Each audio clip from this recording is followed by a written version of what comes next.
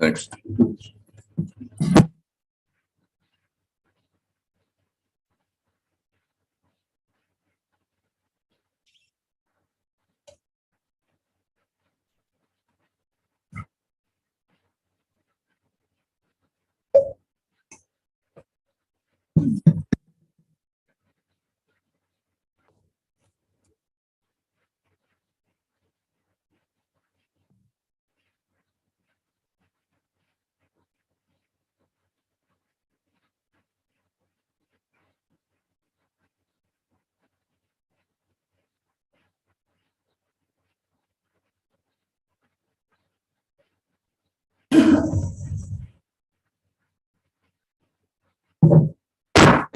Good morning. I'd like to call this meeting to order at Benzie County Board of Commissioners.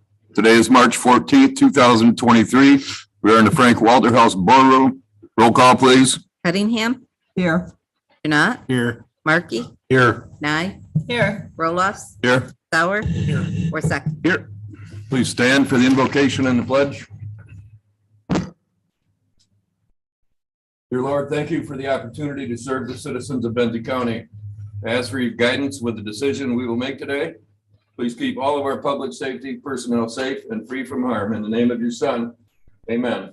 Amen. I pledge allegiance to the flag of the United States of America and to the republic for which it stands, one nation, under God, indivisible, with liberty and justice for all. Please be seated.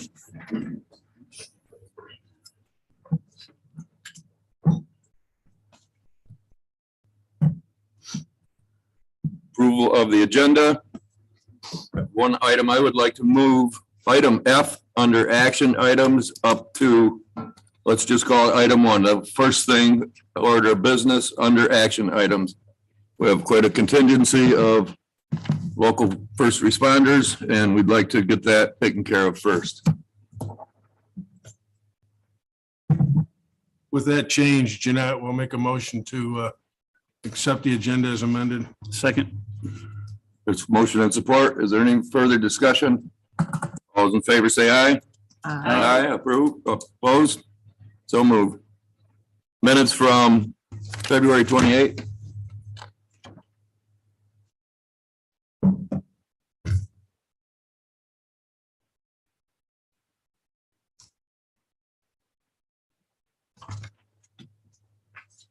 Now I moves to approve the minutes from February 28th as presented. Markey will second. Motion and support. Any further discussion? All those in favor say aye. Aye. Aye, opposed? So moved. Brings us to our first public input. Is there anybody that'd like to speak under public input? We'll close public input and move on to finance.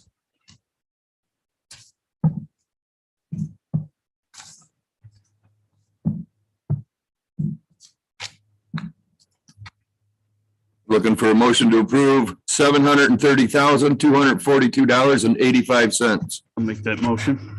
So second. Motion and support. Is there any further discussion? Just a couple of questions, and I'm not even sure who to direct this to, but I'll direct it to administration. Under Brownfield Redevelopment Authority Fund, we show a payment that was made out to Fishbeck for $1,746 approximately. But I don't recall them doing any work for us in the recent, even 60, 90 days. So that was from the payment that the Parks and Rec had previously done for, I believe it was motioned last year to be done, and it was a study, and they finally just got us a bill that we had to pay. Okay, but that was on behalf of Parks and Recs? Yes, and that's where Katie and Ed decided to take it from. Brownfield? Yes. Fishbeck is also contracted under the land bank Yes. currently to be applying for the blight elimination grant. And Susan Wenslink is working on their behalf to that end. Okay, so even though she was working under the direction of a different group, it was for Brownfield then? Blight elimination would be under the brownfield. Okay, all right. Give me just one more minute, please.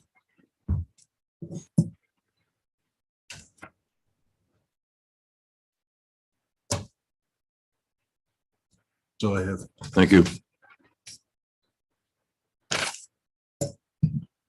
We have a motion and support. Roll call, please.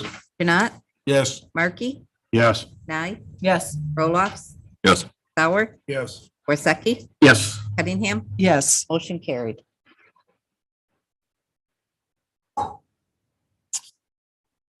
Elected officials, department heads. Sheriff.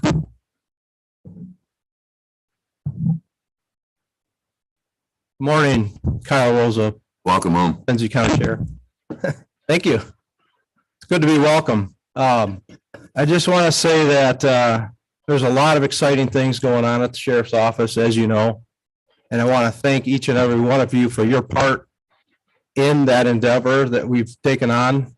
There's a lot of moving parts that, although we've announced we're going to have 24-hour patrol and all of these things, it takes time. It takes time to get there. But we're moving in the right direction, and our estimates are aggressively midsummer, possibly late summer before it's all implemented and all the moving parts of all the cogs have gotten in line and things are moving in that way. So I just want to thank each and every one of you for your part that you did in making this all happen. The citizen support, obviously that's huge. People have spoken and they speak at the voting polls, they speak at the meetings, and things happen. So I think that positive things are happening, and I want to thank you for that. Thank you, Sheriff. Thank you. Any other questions? Anybody else? Nope. Thank you. Corey? Oh, I'm sorry.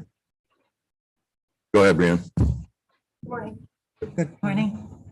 So Brian Lindsay, Equalization Director. I just wanted to give a quick update. I did provide a written report for you, but I understand that there were some questions perhaps about the roll books that we have printed for the townships. And so those are assessment roll books that we print. We only do them for select townships. So we do 6 out of the 13 units that we do. So not everyone chooses to have them printed, but that's what we provide to them. Question? Yes, thank you, Brianna, Yeah. for answering that question. Did you happen to print that for Lake Township or? So we do Crystal print Lake? for Lake Township. Crystal Lake does their own. So, Thank you. yeah, not a problem. Perfect. Yeah, the one question I have is, and I've talked to my assessor. Yeah. I think I talked about it too. I kind of confused as to how they come up with stuff. The value of property when we haven't had any sales in a township or Mhm. even basically in the county. And that type of properties. I mean, you can't compare 5 acres to 100 acres. You can't, Right. those kind of things. So there's something from the state that comes through for the assessors, or do you have a guide that they follow? So residential properties, this year we used a sales study. So that was a 2-year sales study. Agricultural, commercial, industrial, we do appraisal studies. So those were actually the ratios that were published on February 15th in the newspaper. We established those ratios and then the assessors use that to adjust the value of those classes. The explanation I got was I use it from other counties. So That's sometimes, kind of spooky to me. yeah, sometimes if there are not enough sales to support the values, they do have to go outside to other townships or counties to find supporting evidence. But that would be based on your township study. So. You have any other I appreciate- questions? Well, Okay, yeah. I'm there's still- more, yeah, there's a little more There's to a, it. there's a but- lot to it, but kind of trying to do it for the public. Yeah, and our office is always welcome. You know, we love for people to come down and if they have questions, please come visit us. I sure appreciate it. Yeah, not a problem. Brianna, just for clarification, when you said that we'll use other communities' data Mhm. in order to support whatever decisions we're making, I assume that we look for like communities Yes, that aren't too far away. yes, yep, always surrounding communities. Anybody else? One more question. Is there advantage to having the roll book printed? So those are printed for the assessors to actually take to the March Border Review. So that's their working book. So anytime they make changes, that will be noted in that book. Okay, thank you. Yep. What else? Thanks, Brian. All right. Thank you, guys. Yep. Corey?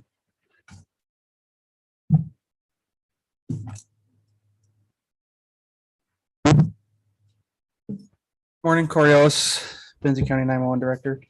I have a letter to read to you this morning. This is from a neighboring 911 agency, their director. He wanted to be here today to speak about the tower. They recently, in April of 2022, just did this project in their county for very similar reasons. So I asked for some comments from him and some feedback from him. Unfortunately, like I said, he couldn't be here today, but he did provide me a letter that he gave me approval to read. So I'll go ahead and read that now. As a follow-up to our conversation late last week, which he's referring to me, I had called him and asked him for some input. I wanted to provide you some feedback regarding our recent build out of a site in central Grand Traverse County. We have been experiencing issues with radio and paging coverage in the Boardman River Valley and Village of Kingsley ever since we went live with the MPSCS 800 megahertz radios in 2016. Due to the topography of the central space in Grand Traverse County, we learned that the outlying radio infrastructure simply would not give us the satisfactory coverage desired in these areas. Shadows and ridgelines simply prevented the existing infrastructure from covering these areas. Remember, the MPSCS was originally designed and constructed to support reliable mobile radio coverage. In working with the MPSCS and Motorola, we were able to determine that adding a site to the system would not only benefit the central portion of the county, but also serve as a backfill for the quote shadows the other towers simply could not get to. Propagation studies and a review of a proposed site location with vertical antenna placement heights and articulation allowed us to feel confident that this was the correct solution for us. The River Central Tower location went online in April 2022 and has significantly increased our existing signal strength while filling in dead spots previously identified in the project. This site is connected direct to the network, not only benefits all of Grand Traverse County agencies, but also allows for any other user of the MPSCS system to receive the same increase in radio and paging coverage. I understand Frankfurt is in a similar position with radio coverage. I would have no doubt that the team with MPSCS and Motorola would be able to identify a suitable location and system integration that would achieve much needed improvements in this geographical space. Considering these investments often help more than just local first responders. If there's anything I can do, please feel free to reach out to me. Thank you. And this is from Jason Torrey, again, the 911 director in Grand Traverse. So that's his letter. The portion that I would add to that is a lot of what they were experiencing is very similar to what we're having in Frankfurt. Some of the things we talked about, geographic region, the up and down hills is not friendly to cell phone coverage. Radio networks are the same. So we're experiencing a lot of the same things. Really, we've done everything we can with Band-Aids and patches for the system that's in place. It won't get any better. There's no further Band-Aids we can do. It is the best it can be right now. And it's not good enough. So I appreciate your time this morning, allowing me to read that letter from him. I'll definitely entertain any questions. There's some other support here as well. I will say that Becky from Emergency Management is still the lead on this project. She has the most knowledge about it. I do have an understanding of what the intent is and what the purpose is of it. So are there any questions specifically for me? Anybody? Thank you. Don't think so. Thanks, Corey. Thank Luke? This is Luke, representative of National Park Service, here on behalf of Mr. Scott Deckers. Yeah, hi, everybody. Luke Wassink, representing both Scott Deckers and Sleeping Bear Dunes National Lakeshore. I'm here to kind of play off what Corey just said, to talk in support of the ARPA funds for the emergency communications tower. You may ask why the Park Service cares. We're not taxpayers. We don't do this kind of thing, but we have general agreements with Benzie County Sheriff's Office, Frankfurt Fire Department, the U.S. Coast Guard, Michigan State Patrol, the DNR, and many other agencies as well. And we use the same radio systems. We dispatch through Benzie County Sheriff's Office. And this was actually acutely noticeable last week when we had an incident in Frankfurt where myself, I responded from Empire, Ranger Deckers responded from the Platte River. there were people coming all over to to this call in Frankfurt that ended up shutting down the schools temporarily. And as we were coming in, we couldn't hear the radio traffic from the deputies in Frankfurt at the time. And that made it just a little bit more confusing to figure out where to go and what was going on. That problem would be remedied by this emergency communications tower. So on behalf of the Park Service, we're in support of these funds going towards that. And it would, like Corey said, it doesn't just benefit the local first responders in your county, it benefits all the other people with general agreements who'd be coming in to help with an emergency. So, thank you. Questions for Luke? Luke, I appreciate your presentation, the comments you made about who it benefits. Can you, and I realize that you don't make this decision, but how much is the park willing to put into this? Great question. Of course, I don't make that decision, nor can I really comment on it, but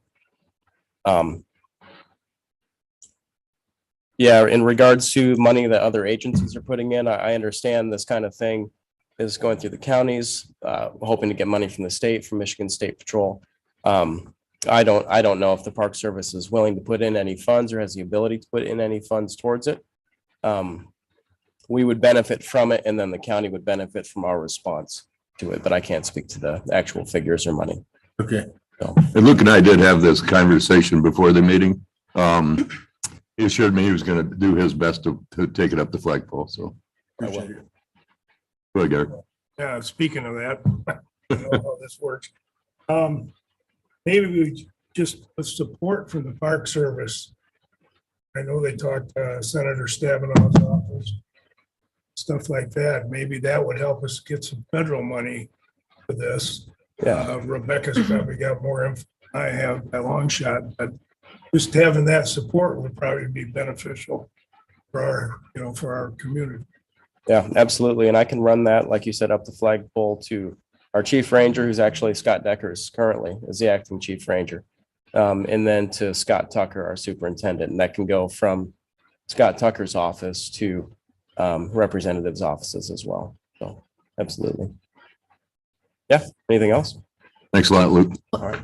Thank Just you. to kind of add to that, the appropriation request application has been sent to Senator Peters and Senator Stabenow regarding the tower. So that has been sent. So information has been sent to them directly to kind of follow up with what you were asking. Would it do us any good to have the Park Service? I mean, I don't think it would hurt. Can't hurt Yeah. anything, right? The more the merrier, right? Yeah, I would think it would be helpful. And as well, we've met directly with Senator Bumstead. And one of his staffers was on the call as well, and they were working on it. So hopefully the bushes start rattling a little bit more. And as Rebecca's already recognized, you know, every agency that we can benefit strengthens our own request anyway. Because we put in request again just yesterday to Betsy Coffey also. Mhm. But, you know, it's at a minimum, that letter of support, I think would carry some weight. Yeah, absolutely. I'll work with that. I'll work with you guys on that this week. Yeah, that's all about Rebecca. Thank you. Perfect. Thanks, Luke. Luke, I have one more question. Yeah. This is more, we've talked a lot about how much money that it would cost for this, and it's a great investment for us. But in having the tower and the communications, will it also save us money because of how many people will be responding? Will that be affected at all? I'm not sure I know the answer to that question on how much money it would save versus cost from a partner agency. kind of But thing. what I mean is, and I want to be understood, when people respond or emergency people respond, there might be 6 that respond because they don't know. Maybe I'm asking the question that there's already EMS on site. Yeah, it In absolutely. that respect, Yeah, from that respect, it could. As far as saving money in that aspect, it may have more effect within your own county because you're paying the salaries and the response Sure. and vehicles of those particular people. Someone like me or Scott Deckers or somebody coming from Glen Arbor, I guess you'd call us free anyway. We're just responding to help as much as Sure. we can. All the cost is eventually on the taxpayers still, but on the federal government. So from my point of view, it wouldn't save or cost any more money for this tower as far as a response sort of thing. But it absolutely could save money within the county. Have people have a better understanding of what they're going to, whether or not they need to respond to something that's got to happen. Just because that would come out of the county's budget. Right, and that's what I was looking for, is kind of pointing out a balance between that cost and savings. Thank you. Yeah, a lot of our partner agencies, we're just going to come no matter what. It doesn't really matter the cost. Okay. So, yeah. Thank you. Thanks, Luke. If you wouldn't mind just sending the letter of support to our office, and then we can upload that as well, and then I'll get it back. Well, Yeah, regarding that. absolutely. Thanks so much. Yep. Yep, thank you. Mike?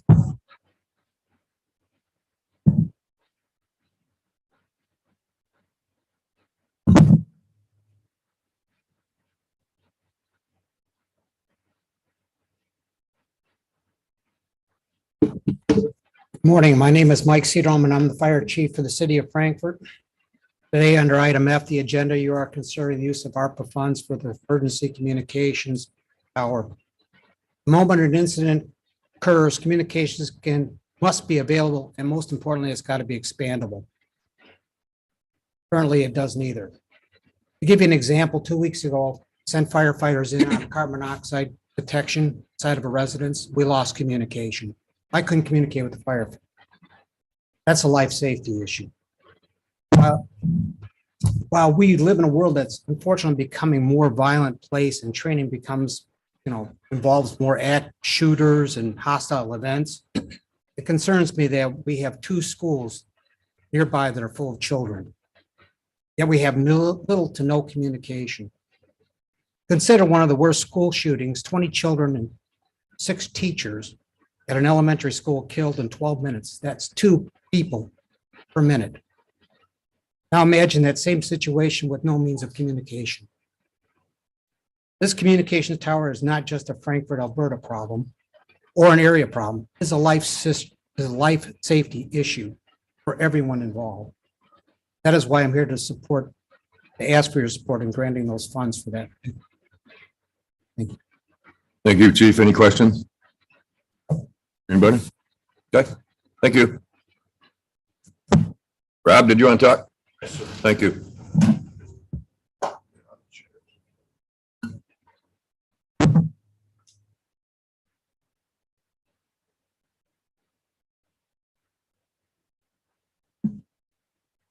Good morning.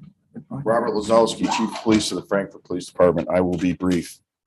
The 911 board, which I've served on for several years, has made several upgrades and patches to the current system over the years.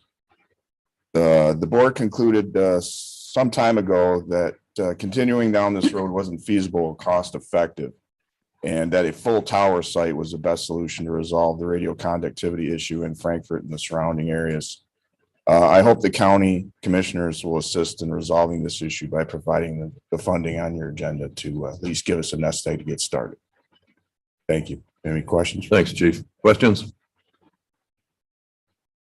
Anybody? Oh, you were thinking there, Art. There he is. I could see the smoke. All right. I'm resisting it, Rob. Yeah. Anybody else want to speak on this behalf?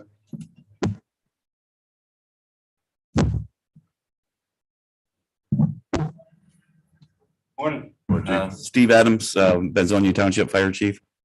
Just like to reiterate, I guess, what you've already heard on most of this, but the continued support with the communications and the importance of the life safety factors and the importance of the communications that would give not just our local responders, but state police, DNR, Park Service, and our locals as well. So continue the support and I guess keep this a priority in that thought processes as we continue through this, because it's going to take more than just a one-time deal here to get the funding for this. So we appreciate it.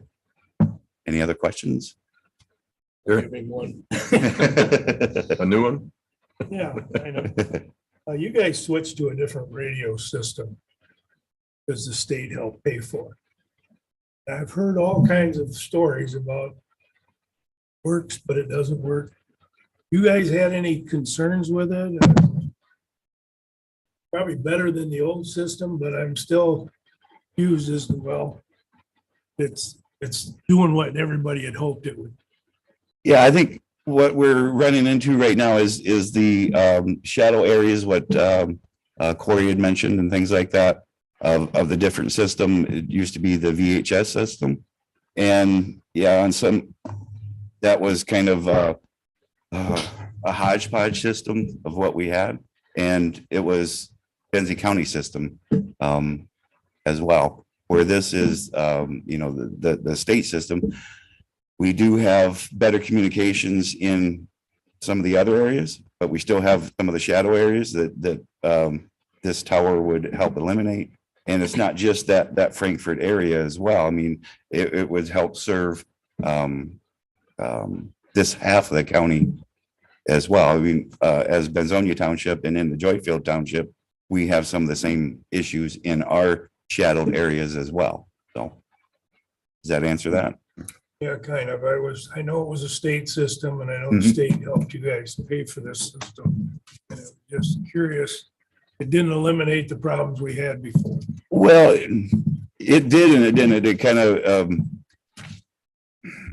I guess the VHF, the way I understood it and the way I had worked with it, it was kind of a flip-flop thing. The worst communications was on the other side of the county. And, that kind of helped that system. And like I said, the VHF was multiple channels even. If technically it was what, B5, B3, B4, B1, B2. There was a lot of different components to that. And it wasn't really interoperable. Where this one, it is, but we'd have some shadow areas that it doesn't go. I think you're referring to the AFG grant that we received with the fire and EMS. His law enforcement went to the 800 system before fire and EMS did. They received the assistant firefighter grant that paid for mobile radios and portable radios for fire and EMS personnel. So That helps. We have, I remember Rebecca talking about doing a drill in Lake Ann and discovering the radios went dead in the spot in the school. So there are issues even in other areas. Yeah. All right. Thanks. All right. Thank you. And thank all of you. Thanks, Steve. Yeah. I want to take advantage of the fact that you've worked in multiple areas in the community because our decisions have to be based on how many people do we affect in our county, making the dollars go as far as they can. So when you think of your time in Elmira Township, will this upgrade benefit that township also? Oh, yeah. Yeah, it would.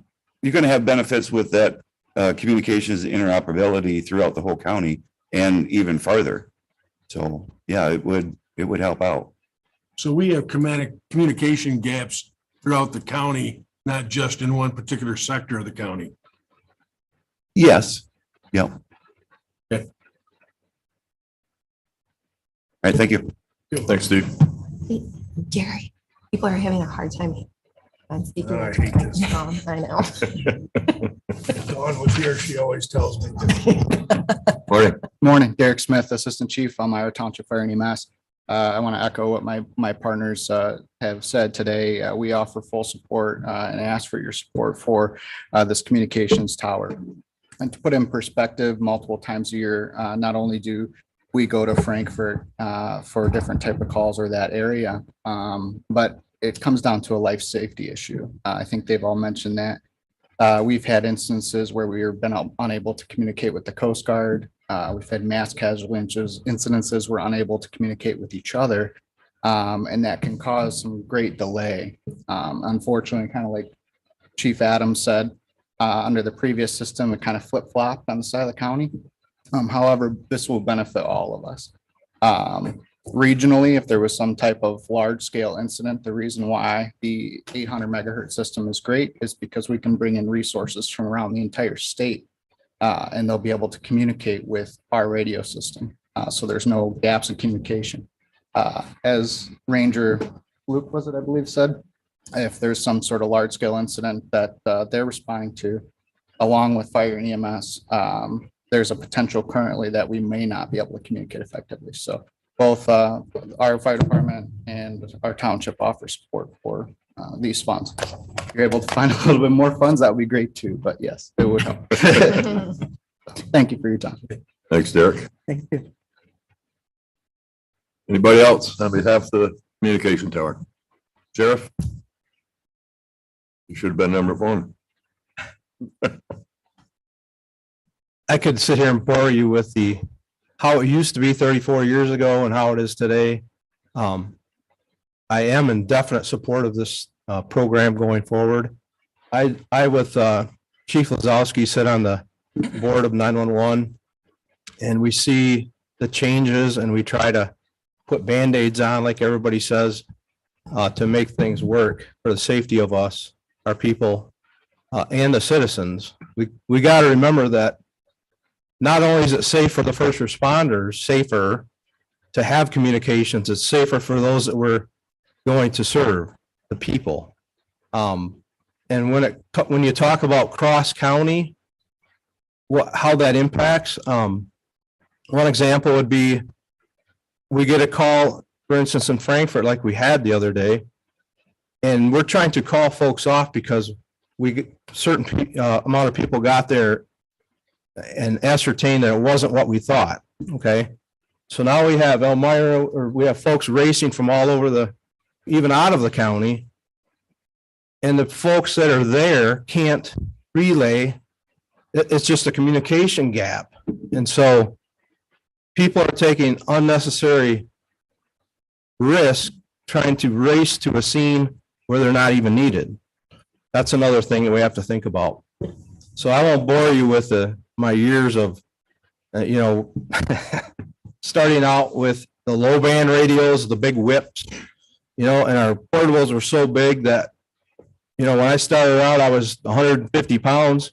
I felt all it did is offset my gun belt weight, so I didn't tip over because they didn't work. They simply did not work.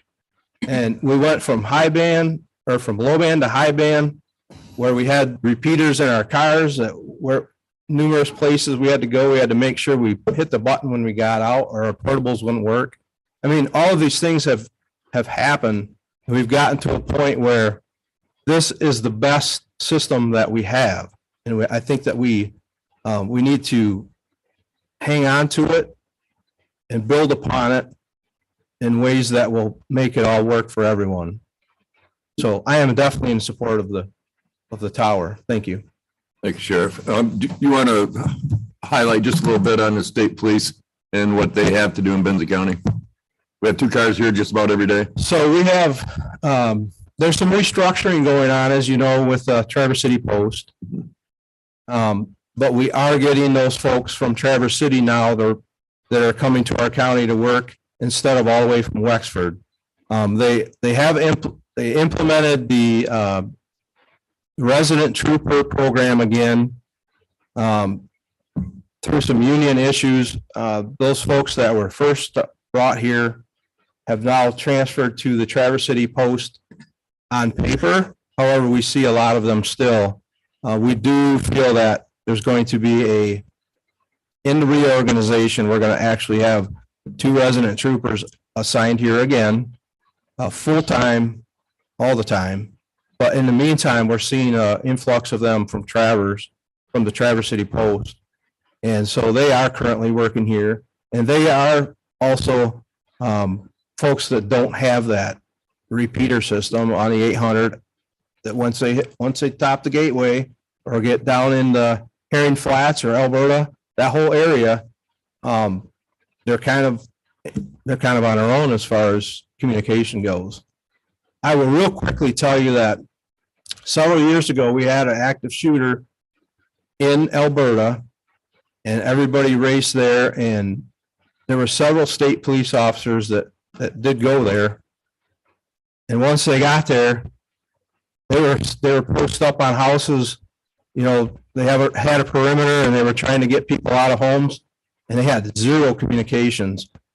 I went to the sheriff's office, grabbed as many portables as I could find, knowing that we had the capability to have that repeater. And it's crawling, I'm crawling through the bushes, trying to hand portables to these troops that didn't have them. So that's just a secondary thing that I just thought of. But they are very integral in our law enforcement division of our county, and it definitely would be helpful for them. In the example that you just provided, that would be eliminated by putting this tower in? In my opinion, from what I've seen with all of the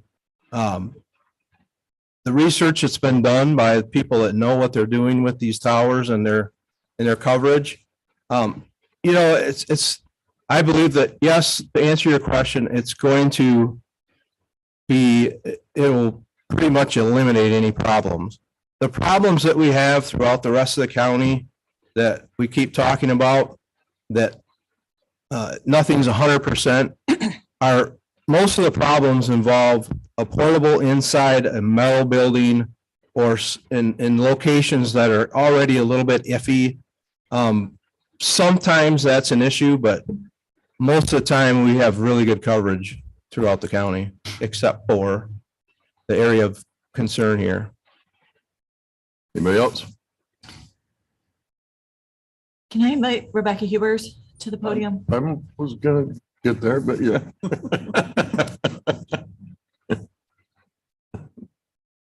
Morning, I'm sorry about the video. Well, I'll keep working on that, but I think we have to upgrade some components. So sorry to the people who just keep watching the matrix happen up there. But I am Rebecca Hubers, and I'm here to answer the rest of your questions. Oh, I have a statement first, but this all started because of Rebecca and her commitment to the #1 safety of all our first responders, but her above and beyond has been unbelievable. So we owe her a great debt of thanks for everything you've done for us to get us this far. Thank you, sir. It happened, the project has been prior to me, but with my years of law enforcement and my dedication to just responder safety, I'm just going to be the noisy squeaky wheel on the project. We appreciate it. It won't go anywhere. And I've had comments from other 911 board directors like, yeah, we're always talking about that. We're always talking about that. We're always talking about that $3 worth of surcharge and what we're doing. It takes a lot of time to save up money. Right. And it's like, okay, let's dedicate it. So. No, you can go. Yes, ma'am. Sure, thanks. So just for the benefit of the people on the call and the people in the audience, and a site has been identified and secured for the tower, correct? Yes, so the city of Frankfurt, let's start back. I worked with Motorola Engineering to determine several locations, and we visited all of those locations last summer or spring. We checked in Alberta, we checked here, we tried to find the best option based on, engineering studies, what would give us the most coverage.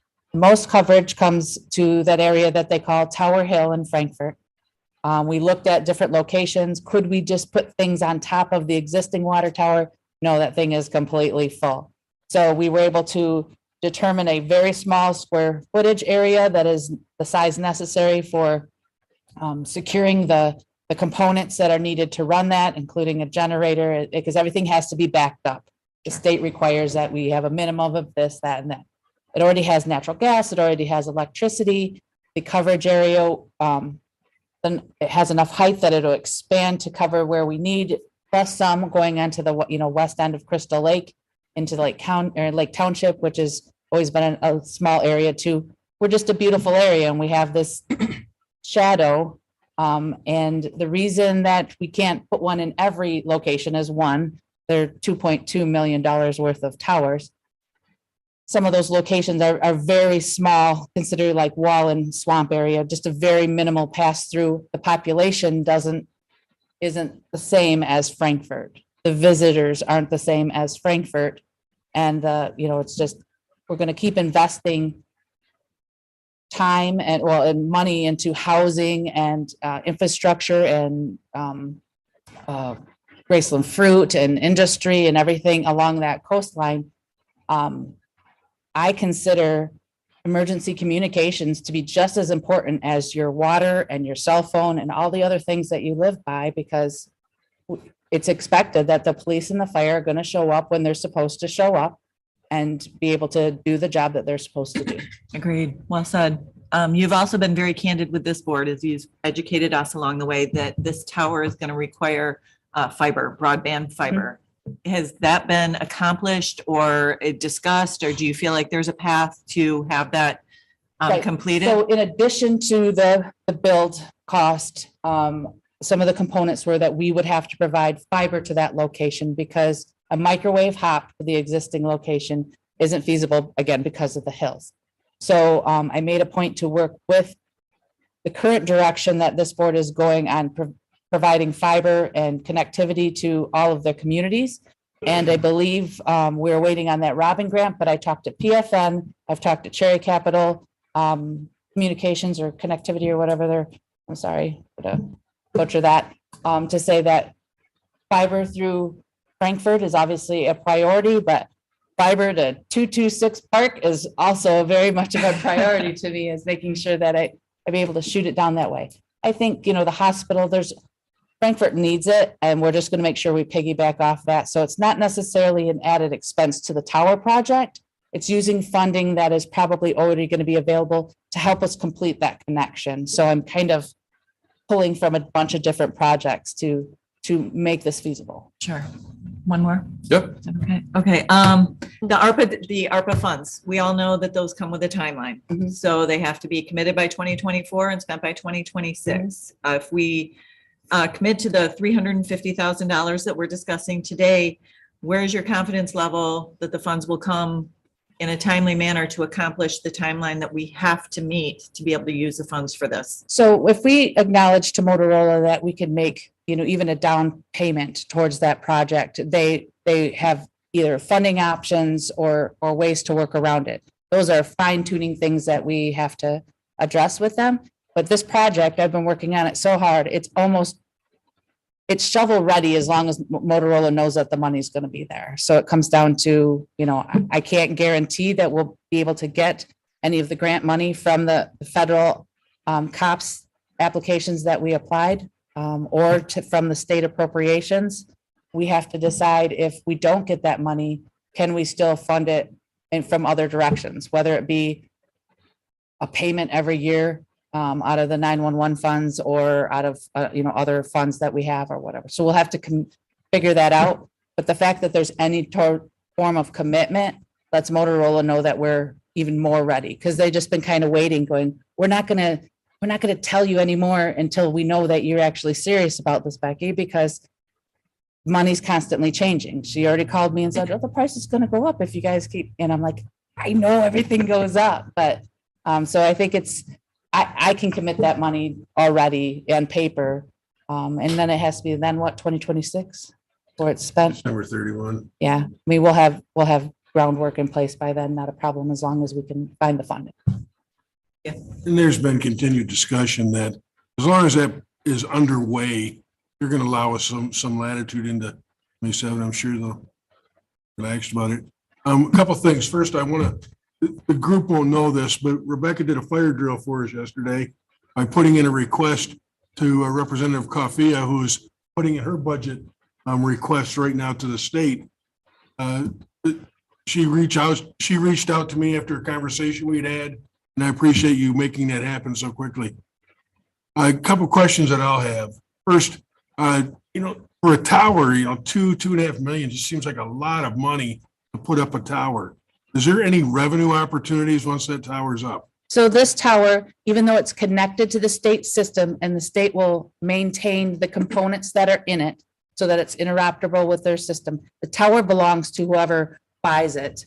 So we will have that agreement with Frankfurt or with the county as to whose tower it actually is. And yes, the Motorola has told me, as long as it doesn't give out too many, waves to interfere, we could put other things on that to include, to bring in revenue, sell people or whatever. Other companies do that too. So it belongs to us, not to the state. We're not buying it to give it to the state. And I realize that you can't you don't want to get caught in that distraction right now, but what I'm hearing you say is there is the potential for some revenue generation. There is, if we're just like, it's got to do something for us in return, I think that there's options to do that. I don't know the mechanics about it or whatever, but yes, that power is, whoever buys it, it does not get turned to the state. Because someone from the private sector putting that up, they would put dishes on there, whatever they could. Mhm. And as the sheriff shared with us a moment ago about the evolution of our communication, how long is this fix good for? I hope it to be permanent. I don't think that the state is going to invest any money on any new project. They've already, this system is statewide. They're just going to enhance it overall. We're just filling in a gap that's responsible, that we have. Just like Grand Traverse is filling in a small little gap that they have. It's a priority to us just because of, everything that goes on in Frankfurt, to be able to talk a little bit easier. So Alpena has done the same. The state has said that the system wide is works. There's just, some small gaps and we have to locally fill those. I don't think that they're going to change their thought process on 800 megahertz. And nothing lasts forever, but you're looking at, this potentially could be at least a 25-year fix. Oh, easily. Not a problem. And if they did change something, it would be tower to tower. The structure of the tower would still be our benefit, regardless of any technology changes that they add to that. They would just hang something different up there. Yes. Okay, that's all I have. All right. Anybody else? Just a couple of quick ones, because you're hitting my area. I'm taking it's going up by the hospital. Correct. Up in that area. Yep. Is that gonna get past Stratton Hill? Is that gonna get past Dry Hill? Is that gonna work in Blaine? The maps that I have been showed will definitely give us more coverage along Alberta Beach area, which has always been an area of contention. Before they put that barricade up there, I have, as a law enforcement officer, been just not afraid, but bothered by the fact that I'm going to get my butt kicked down on Alberta Beach and nobody can hear me at all. Or there's a fire, or there's a person that is injured and nobody can hear anything. So the range does move along the coast more, which is going to help with some of our high priority incidences that we've had: drownings, missing people, things along the lake shore. And again, that goes towards the west end up to the Point Betsy area as well, and along the Crystal Lake. Stratton Hill is so high and so deep, into the Herons, that there's going to be a lack of coverage there. There always has been, there currently is. I don't know that it's going to make it any better. I couldn't afford to put a tower on Greenpoint Hill because I'd have to buy the land and that type of thing. And Frankfurt is giving us the land on the Tower Hill for the most part. So it comes down to that. And I can't say that would help Crystal Lake either. So I was looking at population wise. So no, I think I'm going to miss the Heron Hole a little bit. I'm sorry. But it is going to help along that Alberta, Gilmore, and into Blaine a bit. Okay, the other question I had involved, if you're gonna use 911 funds to pay for this, if worst case scenario, we don't get grants, is that gonna affect the 911 center build out that we're talking about? Yeah, money's going to have to come from somewhere. So either we use, other funds to help with the build out or whatever. But yes, they've been saving up for 2 very large projects, and there's not enough money for both. So we had talked to the treasurer about the DTRF funds and things like that to help with that building, what's appropriate for those funds. But yeah, it's going to be one or the other type of thing. They won't be able to support both. Thank you. I wish we had that much Yeah. saved, but we don't. Anybody else? Thank you Thank you. for everything. Anybody else on behalf of the tower build? All righty. Somebody want to make that motion? I'll make that motion. Happy to. Appreciate it. And we're gonna commit 350,000 in ARPA funds for the communication tower. I'll support that. Tim? There's a motion in support. Hopefully no other discussion. Roll call, please. Markey, Yes. Nye, Yes. Roloffs. Yes. Sauer, Yes. Worsakki, Yes. Cunningham, Yes. Kurnat, Yes. motion carried. Thank you all for being here today. Appreciate it. Appreciate what you do. Move on down to item A. So we have a couple gates for closing off, a couple hallways there in the building. They are surplus now. We're gonna declare them a surplus today and authorize their sale and or disposal. So I can speak to that briefly if you have questions. Those two gates have been there for a while. I think they were just for building protection services. Since we put that glass door in, there's no longer free movement through the courts. And they haven't really been used properly as they were designed to, just because they're just cumbersome. So actually it will save us a little bit of money as I put swipers on other doors like the Register of Deeds and Administration and the Board of Commissions, because I can reuse the swipers that are already there through if I take the gates. I will work with somebody who knows something about my bid and we will try to dispose of them in that direction. I think they're very useful for a school hallway or something to that effect. Yeah, if we can't dispose of them locally, then they'll go to iBid or my bed and. Exactly. Yep. But there is a cost savings to that, just because we'll be able to reuse some of the electronic base to help with our door project. Is there much value to those gates? They're not broken by any means. They're in great condition. And I guess if somebody has a use for them, then it's valuable to them. It'll be isolated, but there is. Okay. My school had them at times. I Yeah. keep all the kids out from the rest of the building and have to stay to the gym Mhm. during events. So I don't know. That's the only thing I could think of right away. So I'd look for a motion. I'll make the motion of the Board of Commissioners declare the gate system in the governmental center surplus and authorizes their sale and disposal. The sale proceeds to be allocated towards building security upgrades. Second. Motion and support. Any further discussion? Roll call, please. Nai, Yes. Rolofs, Yes. Sauer, Yes. Worsakki, Yes. Cunningham, Yes. Kurnat, Yes. Markey, Yes. motion carried. Item B, consider adopting accounts payable operational policy. Is this something you can speak to, Jackie, or not? Sure, it's basically just a policy that, it's just cleaning up the previous one, setting expectations of a timeline. That all invoices are due on Wednesday, for the check run the following day. And then, that the checks are provided to the county treasurer and the county clerk for signature and able to disperse on Friday afternoon.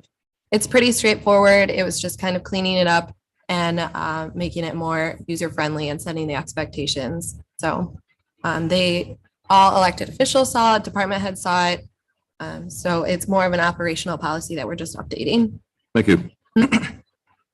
I make a motion that we adopt the accounts payable operational policy to replace the current accounts payable policy. Markey will support. Motion and support. Further discussion? Go ahead. No, you go ahead, Gary. I was just curious what got changed. I think there might have, there was, I think it might have had a different timeline shown, but let me just double check real quick. I don't think I've seen anything marked. Right. I think your timeline's always been that way. I just don't know that it's ever been followed. It's also to ensure the accuracy on how we track the respective budgeted throughout the year. So it's also trying to better keep track of how budgets are, to make sure we follow the budget as presented. And let's see here. And then we're also going to add it to the Everyone Drive for Accessibility. So it's just helping to maintain for department heads and elected officials to maintain their respected budgets. And then it also clearly states the timeline. And you said that they were all on board with. Yep. And it's pretty much what's been happening. It's just helpful to have that written down. It's part of our updating policies. And this was just one of them that we could clean up pretty quickly and present. So, and an operational one instead of a personnel policy. So it worked out really great. And Rose worked very hard on it too, by the way. Thank you. Mm-hmm. From what I can tell, in reading both of them, it was a complete rewrite. And what happened was they expanded on the detail. And that's why you don't see the strikeovers in there. Okay. Just a couple of questions. we referenced the finance committee in here more than once, but I'm not aware that we have a finance committee. Let me see here. I checked our catalog of committees and tried to find where we have one, and the committee of the whole took that some time ago.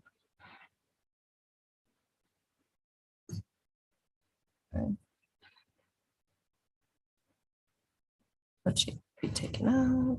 Let me just double check on that. It was mentioned in the policy that we're rewriting. Rose is here to talk about it. Finance committee, I don't believe that we have one, do we? So the finance committee is discussed in the very top, and it's says that it's just a department head. And so it's just a condensed word to say that it's just the department head who is in charge of the budget. I'd be careful about using a term like finance committee when we don't have one established, even though you may be using that internally or casually. It could be confusing for an outsider if they're looking to see, oh, who's on the finance committee? Okay. Just my thoughts only. I'll let the rest of the group make their own judgment. Going down, I'm looking at B. I don't know if you have it in front of you or not. Here. But it talks about, I'm gonna have to remember what my notes are here. All invoices need to be submitted and sent to the checks delivered to the administrator's office by 4 p.m. You say that a couple of times in here. Should we just strike B? So that is for when, like other departments need to be having the voucher sent out with the checks, because a lot of times they'll just send it, by email. And then I don't, since it's already printed from off of what the department heads are submitting, we think that it would be cost savely, so we don't keep on reprinting invoices over and over again. If they can just do it in an interoffice mail or just drop it off at our down there so we can attach the correct invoices with the checks that need to be sent out. Because like some checks, you have to send out a voucher with it. Some checks, you don't have to send anything out. You can just send out the check. And so that's just with the vouchers sending out with the check. Okay. I'm moving along now. I'm under D2. You talk about emergency situations with adequate information. Decisions can be made by a department head or elected official, county administrator, or a commissioner from the board. It's my opinion that it shouldn't be just any commissioner from the board. It should be either the chair or the vice chair. Just something to consider in this. Okay. You really want to tighten that down, in my view, based on my experience. Because one of the two of them is probably going to be available. And now I'm moving to E. Accounts payable will submit a report and shows all invoices paid and submitted each week prior to the board meetings. But we don't have anywhere in here where we document the oversight by the Board of Commissioners. So you know how we have this on as a standing agenda item to approve finance? Somewhere in here, we ought to be saying that the Board of Commissioners is really having the last say on it. Again, this is my opinion only. I've not talked to anybody else about this. But it's already a practice. I mean, we bring it to the board. It's just nowhere in your policy does it say that you have to bring it to the board. Okay. And I know I probably have said enough, so. Well, I can speak to the finance committee. I think that was put in there and the definition was put at the front to alleviate saying department head, elected. I think it was just put in there as more to alleviate a mouthful every time. So that's why the definition was put right at the top, and I just completely missed it in my quick review, but when talking to you guys. So I think that's important to note. And then the accounts payable is saying it's going to be submitted in the weeks prior at board meeting. I mean, we can explicitly state that the board needs to approve it. I feel like it's implied in this position, especially since it's going to the county clerk. But I would be happy to amend it to say for board approval. And and then as speaking to the Board of Commissioners for approval, I mean, speaking by one of the board of commissioners for the approval portion you were talking about. I think it's understood that we would go to the chair or vice chair, but I think if it is an emergency situation, don't you think it would be important to have the opportunity for more commissioners available if this emergency situation did take place? I think our default would go to the vice chair or the chair. So I could explicitly state that, but if, I can't even think of an emergency situation that could take place, but I was asked one time, Yeah. there was something with the treasurer needed some postage. Remember Rose needed to be signed off on. Yeah. And And- I'm, Most of the time when we do ask for emergency situations, we ask the people who come in to approve the checks that Wednesday anyway to do it. Mhm. And then we also, Katie will usually text Bob to make sure that that it's good to go. So we can explicitly state that, or we can say our default would be to ask the chair or vice chair, but I don't, if it is an emergency situation, I think it is helpful to have the availability of all commissioners if we really got into a situation. So I think that's why we left it a little bit more vague. Gonna have to be a pretty bad situation. Oh, I know. It just, Emergency perhaps. I mean, the whole purpose of documenting these things is to have a practice to follow and that your auditors can see that you're in compliance with your own practices. I'm not telling you that any of these are a deal breaker for me, but based on my background, I'm used to looking at these kinds of things and it needed some tightening up. Does that cause me to be a no vote? Not necessarily, just observations. That's all I have. All right, well, being you brought it up, roll call vote, please. Roloffs, Yes. Sauer, Yes. Worsakki, Yes. Cunningham, Yes. Janat, Yes. Markey, Yes. Nye, yes, motion carried. Moves us on to item C, consider committing 250,000 ARPA funds to Point Betsy Preservation Project. We've had many discussions about this, a couple of presentations. And I've talked to a couple of folks. Point Betsy is a spot that's been in Benzie County since 1865.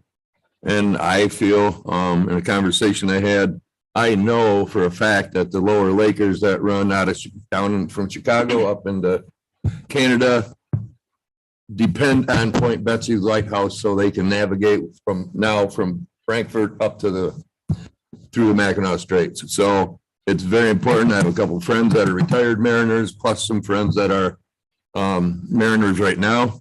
And it is a fixture that we need to continue to maintain.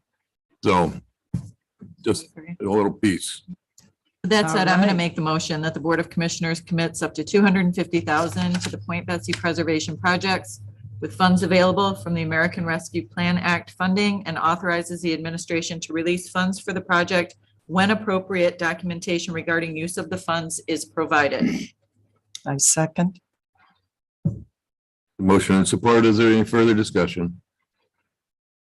Same concern Rhonda did before, make sure this is gonna be spent by then. But nobody here to discuss it. Don't believe there's a problem, but there could be a problem. I think I'm convinced by the fact that because of engineering plans and all the phases that they've gone through, that they won't have a problem spending this by the deadline. I'm pretty confident in that as well. And they've left us with reason to believe that if we have some matching funds out there, they can get private sector monies. Mhm.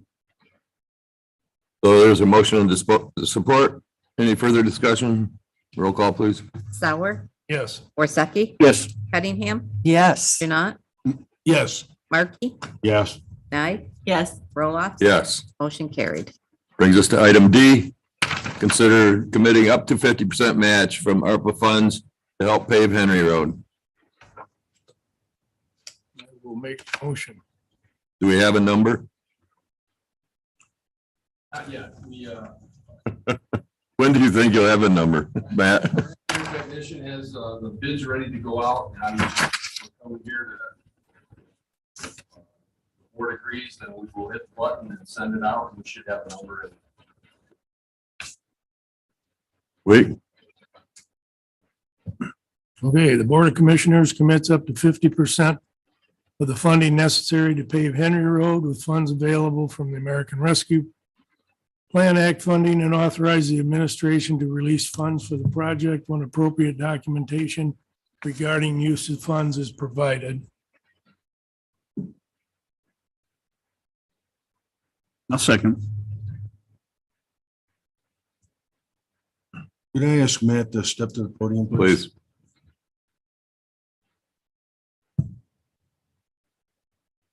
Matt, when this was presented to us in the past, one of the questions I asked was about the school's role in it, and they said they couldn't provide any money because it's not school property. You and I were talking the other day, and I've learned that a portion of this is on school property. Correct.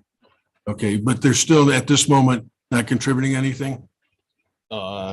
Well, they gave us the right of way.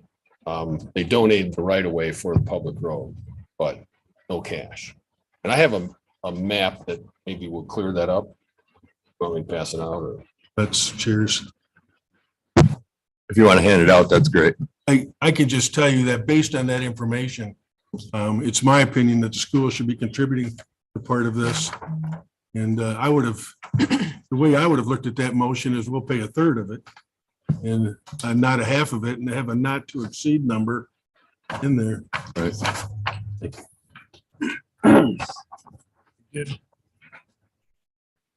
Read in the paper that they got marijuana money. And I'm just curious as to why some of that could not be used for this. Don't want to hold off on this because we need to get the bids out. But I'm not going to suggest where they're going to get the funding from. All I know is that when I asked the question the first time, it was, we can't because it's not on our property. And I later learned that as a result of some changes, now it is crossing part of the school's property, which would allow them to be able to make a contribution to it, whereas before they couldn't. Katie's saying that they cannot use school designated funds for a public right of way. And that Amy had talked about multiple times that school funds cannot be used for a public right of way. So it's a school funding issue, and designating those funds for a right of way is something that they are unable to do. They're the ones granting the right of way. I don't honestly know the school's limitation, but They can't use the school funding, but they can grant a right away, but they can't use school funding towards that project. So that's, as she explained, I remember the last time she was here, she explained that was the issue regarding it. So that's why this funding request has been brought forward. Understand, but as I remember, the superintendent's response was it was because it was not school property. She never discussed anything about a right of way. They own it, even though there's a right of way. They're the ones granting the right of way, and the easement, they still own it. Correct. You know, they're just granting an easement. So it's not changing. Ownership isn't changing at all. That's all for the vote. Do we need more clarification on this matter? I mean, Matt clearly can't speak to what the school's responsibility is, and if we need clarification to understand Is this, it gonna- do you feel like there's new information that's been presented that makes this a little more complicated to? First off, I don't forward. want to, it's just because you have one dissenting vote doesn't mean you shouldn't act on something. But yeah, this was new information in the last 24 hours or maybe last Friday. Anyway, it's fairly new information to me. And I didn't know if the rest of you had this. And I hear what the argument is about what the school can and cannot do. But when the school was asked about the question the first time, it was because it wasn't school property. And they couldn't spend money on something that wasn't school property. Well, that's not the case now. Matt, based on your map, what portion of the portion being paved is school property? the yellow alignment, that's the new alignment. The blue is the existing Henry Road. That's a seasonal 2-track road. And the yellow is it's on school property, and it is proposed to be paved. That's what the funding would be for. Pave that. And the red line is the gas line. that he had some problems with DTE not wanting us to cross too many times. And isn't that the reason that the school decided to give that is because of the red box and the red line? Yeah, and also, and I apologize, I'm not an artist, but down at the very bottom there where Henry meets Homestead, I kind of sketched in the radius, tangent and tapers for the intersection. And again, this ain't very good, but you can see that radius there in front of that private house that's right on Homestead Road. It would be right in their yard, and it just wouldn't be very good and be outside the right of way. We'd have to probably purchase the right of way to build that. So that and the gas line were kind of why we shifted it to the other side. Yes, the question is, if we hold off on this for 2 weeks, get clarity on it? Is that gonna cause? a Well, I problem just as thought far that, as- I thought she already discussed that when she was here. That's why they moved it. No, she over never there. discussed the fact that it was all on their property. It's my recollection, it was not. I specifically asked the question. So, The answer to that, Matt, is 2 weeks going to make a huge difference. I don't think so.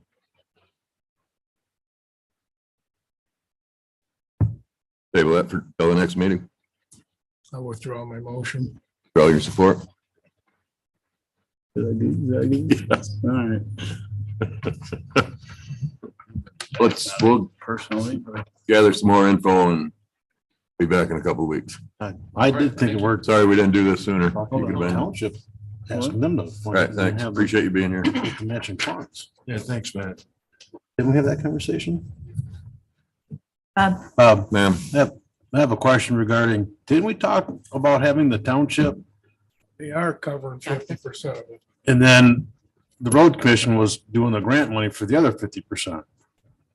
Wasn't that what was discussed? Want to use our money for the other. I thought they had money that was able from the matching dollars from the road commission that they would use. Matching funds was for the township to use.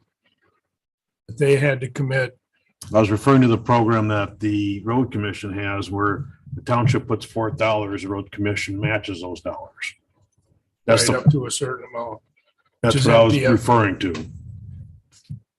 We had talked about asking the township to put forth their portion of the dollars and having the road commission match that. It's my understanding that any seasonal road improvement would have to be at least 50% matched by the townships. Where the funding comes from, that's a different story. Can I speak? The township at their last meeting committed the funds Yes. for their half of this project. I think the question that we're posed with is could the school play a fiscal role in this? Well, Could also- they and should they? I was also talking about the program where the road commission was matching funds from the township. That we do have a program, we out of our budget, we allocate $200,000 to split up among the townships, a very complicated formula. And each township can use that on their local roads. The exception, as Mr. Sauer pointed out, was on seasonal roads. We don't allow that money to, basically our money to be used on seasonal roads. We have enough trouble keeping our paved roads up. We don't want to add any more. So, so in this case, on Henry Road, the board hasn't said for sure, and township hasn't exactly indicated where they're going to get those funds from. But they have two other projects that they're looking at. So I'm assuming they're going to put their local match on either Lincoln Road or Cedar and Old Platte. So those are the other projects they have. Okay, so all right. I just know that we talked about that last time. So the township received their money based on the formula provided, and where they decide to use that is up to them. It's kind of up to them. But they have committed to pay for half of this project. Okay. Thank you. everybody clear? Think so. Item E, consider allocating 30% ARPA funds for the broadband expansion commitment. I'd like to make the motion if I could, allocate up to 30% of the ARPA funding for the internet for all of Benzie County broadband expansion project and authorize the administration to release funds for the project when appropriate documentation regarding use of funds is available. 9 seconds. Motion and support, further discussion? Roll call, please. Worsakki, Yes. Cunningham, Yes. Janat, Yes. Markey, Yes. Nye, Yes. Roloffs. Yes. Sauer, Yes. motion carried. Move on to item G. Before we move on, just an observation if I could. We allocated up to 30%, but that doesn't cover the $1.5 million. Do we need to say anything about the remaining $645,000 or something like that? At this time, I don't think so. Okay. Item G, consider committing up to 80,000 of ARPA funds, Crystal Lake Outlet Project.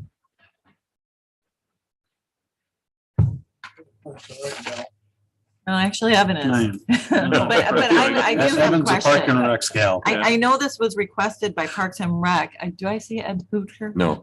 No, okay.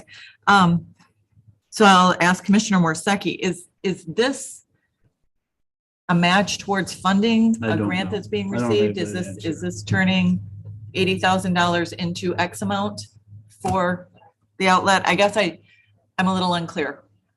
There's another one I'd like to hold off on until we get explanation. I'm surprised they I were. feel the same way. Let's move that out for 2 weeks as well.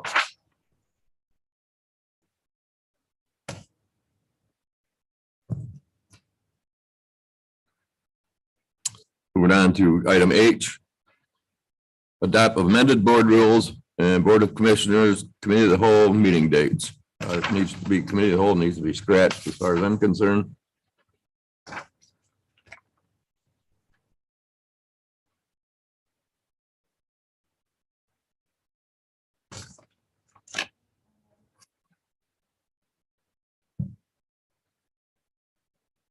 Well, I think that we talked this one out pretty thoroughly last time, so. Mhm. Janat makes the motion that the Board of Commissioners approves the amended 2023 calendar year meeting schedule for its meetings and further adopts the amended board rules as presented in March 14th, 23 board packet. Is there support? Awesome. There's a motion and support. Is there any further discussion? Hearing none, all those in- I don't know if we want to talk more about, I know we decided, or we talked about, I didn't know that it was fully discussed about when we would do that second meeting if we wanted, or the committee of the whole, if we wanted to move it to a Study session, whatever we it's call gonna it, be. right? If we discussed completely, if we wanted to move it to like the Third first Tuesday. or third Tuesday.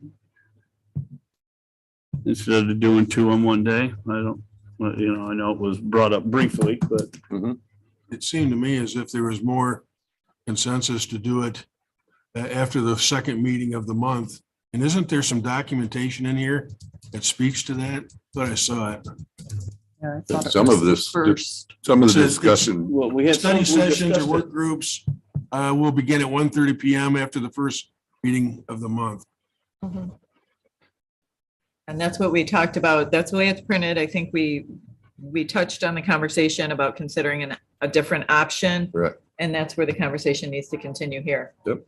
I am open to that change of having it on the first or third Tuesday of the month in the morning. Right now, the way it's set up is working. I'm flexible. If the majority of the board wants to continue that way, but I do think it breaks up the day. I think we'd be fresher and more open to longer discussions, and I'd be open to changing it. I mean, changing it from the second meeting of that, changing Okay. it from the afternoon to the third Tuesday at 9 AM. oh, instead of the fourth.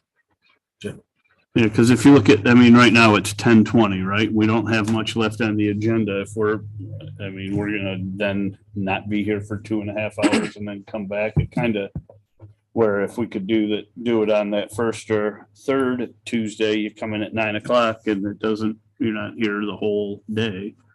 Correct. I think it would be important to make sure that there aren't any commitments that we have as a board on that first or third Tuesday. Many of us attend many, many meetings. But if there was not a conflict, I would be open to trying it.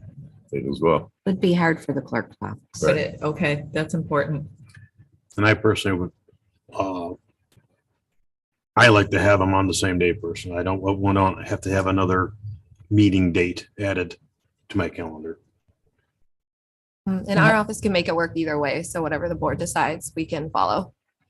And I would agree with you. I would rather have it with the same day, keep it the continuity for the public too. That's something they're used to. It doesn't sway me very much, only because we're on YouTube now and the community can look at the meetings at their leisure. Any time of the day. I can be open to whatever you decide. And if we want to try it, there's nothing that says we can't come back and revisit it. I understand the value of not having a long day of meetings, although I'm kind of in the same, I like things bundled. I know this Tuesday, this is what's going to happen. I don't have to tie up another Tuesday for coming into an additional meeting, but I'm willing to try it either way. I think we need to go back to the hardship it might cause on the clerk's office. Do you want to speak to that? That is just our main busy court day. And a lot of times we have two courts going at the same time. So if you have me going out of the office in this meeting, you have two courts going, that leaves two people.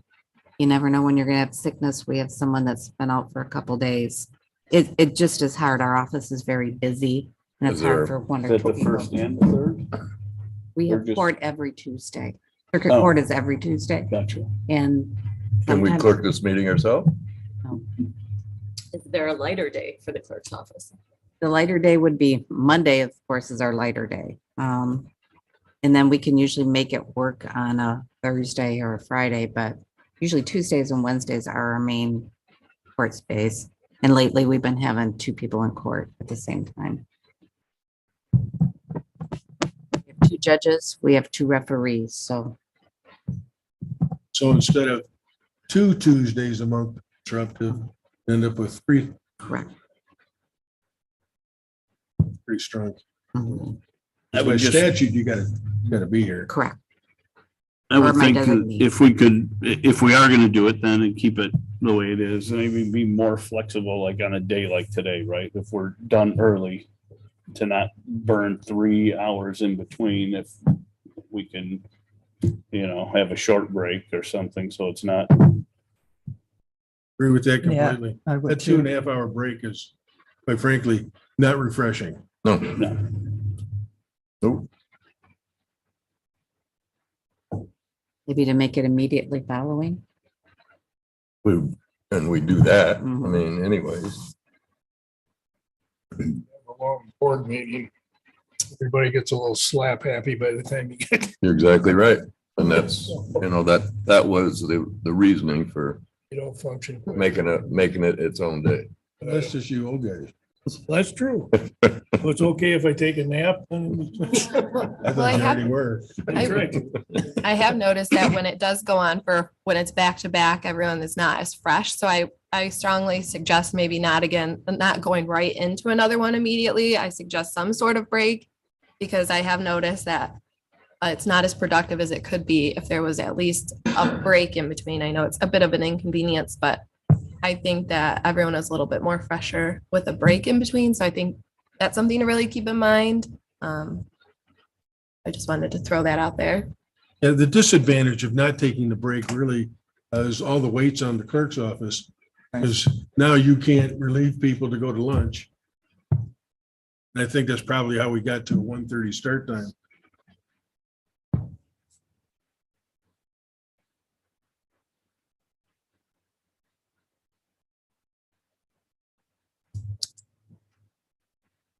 Well, I'd encourage that we act on the motion, see where we land.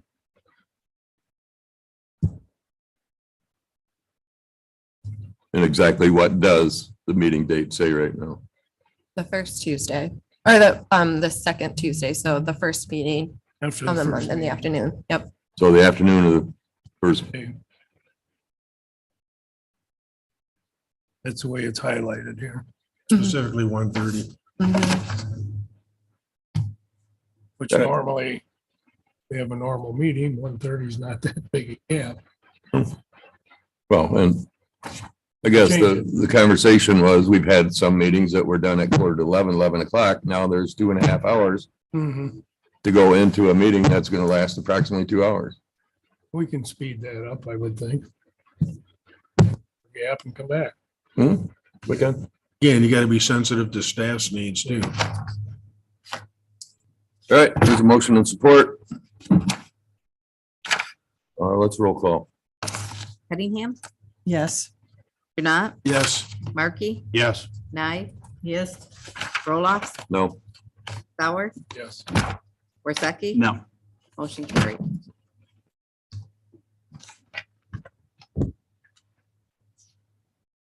Commissioner reports.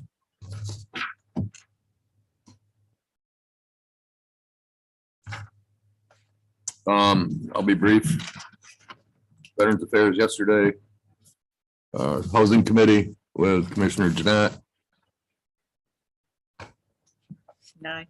Commissioner Nye, members from Community Community Action Agency. Art put a pretty detailed notes of that meeting, so you can look at that in your packet.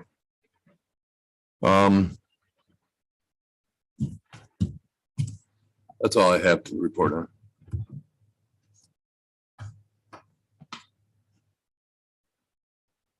I have nothing to add to my report. Thank you.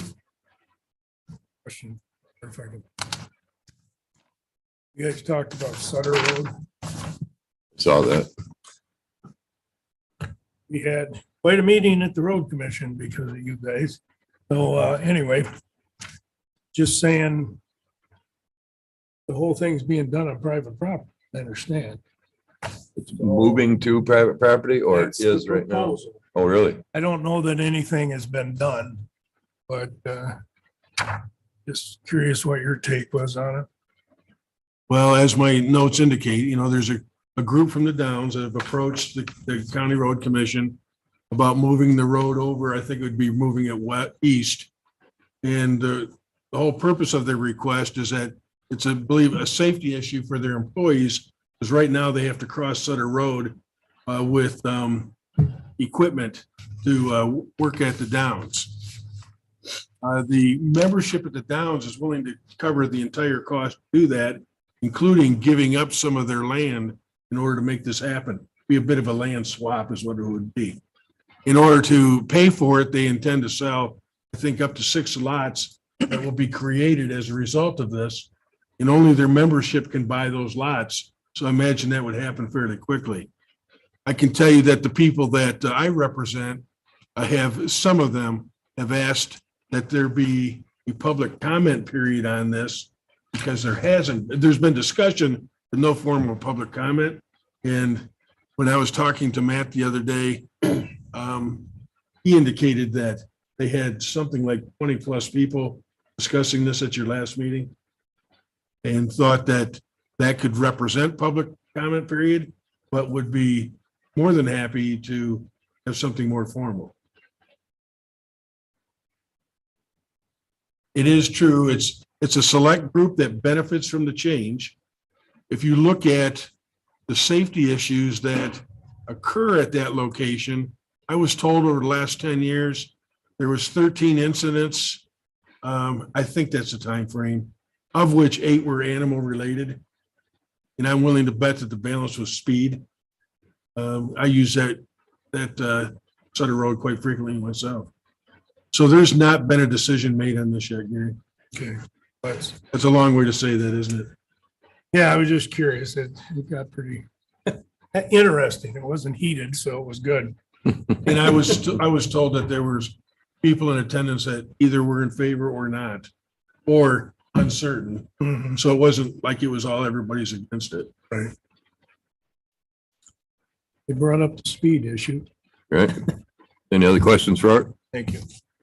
Aaron? Thank you. I gave pretty detailed report, but there were a couple meetings that I hadn't attended yet. And one of them was the Kofia Coffee. I said it okay. And I spoke to her about the kinship question. And she is on the Higher Education and also Children and Seniors Committee. And they are looking at hopefully addressing part of that in that committee that she's on. The Kinship Coalition is also preparing to make a survey where they can get more specific information about students that are living in kinship situations or homes on that. So they're working on that, and I did bring that up at the Frankfurt, Alberta School Board last night. And so they're looking forward to getting that information and supporting us so we can access as much money or different areas that would be appropriate for that. So that was the biggest thing. All righty. Thank you. Questions? Question? Brenda? I've attended a few meetings, agenda review. I attended the Central Wellness Board meeting. There was an audit presentation. Their total operating revenue is 19.8 million. They have a 12% fund balance, which is actually quite good for a community mental health organization. And there was also a CARF presentation, which stands for Commission on Accreditation of Rehabilitative Facilities. Central Wellness always does remarkably well. They give out gold stars for their services, and any nicks they got against them are only in administration, kind of the paperwork kind of thing. They're going to find something. So if something's going to be found, you want it to be in the paperwork. They're quite proud of that. I served on the ad hoc housing committee meeting, which Commissioner Janat covered. I attended the Benzonia Planning Commission meeting, which is in regard to the Sunkiss project, which is an 8 condominium project down on Crystal Lake.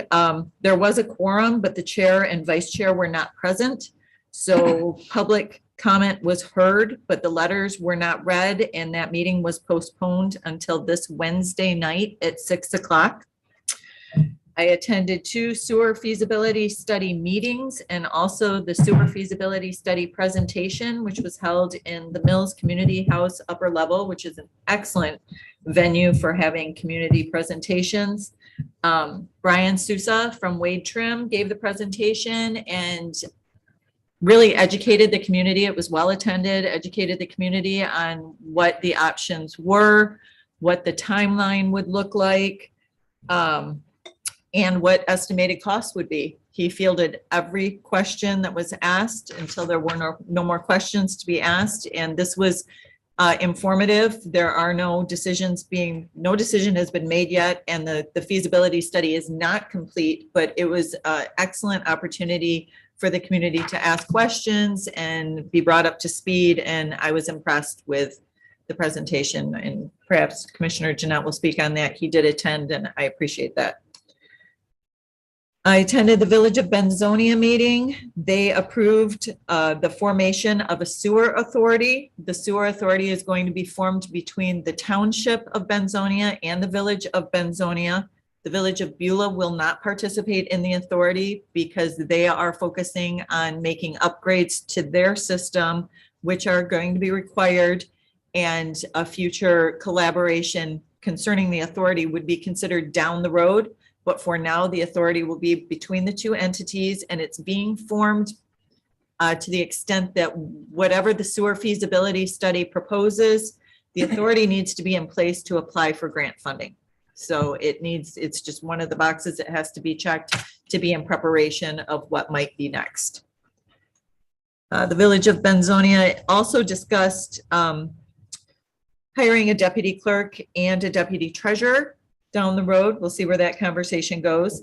They approved their consumer confidence report, which in the past has always been able to be published in the paper, but because they have exceeded 500 residents, that will now have to be mailed out to each resident. I believe the number the treasurer said was 551 folks and used to be about 498. So, back to the village or the township of Benzonia meeting. They approved the sewer authority as well. They did have a little glitch in their tax bills. The village tax was posted in error on properties in the township, but not, who are in the township, but not in the village. So the tax bills, the assessments were correct, but their estimates of future taxes were wrong.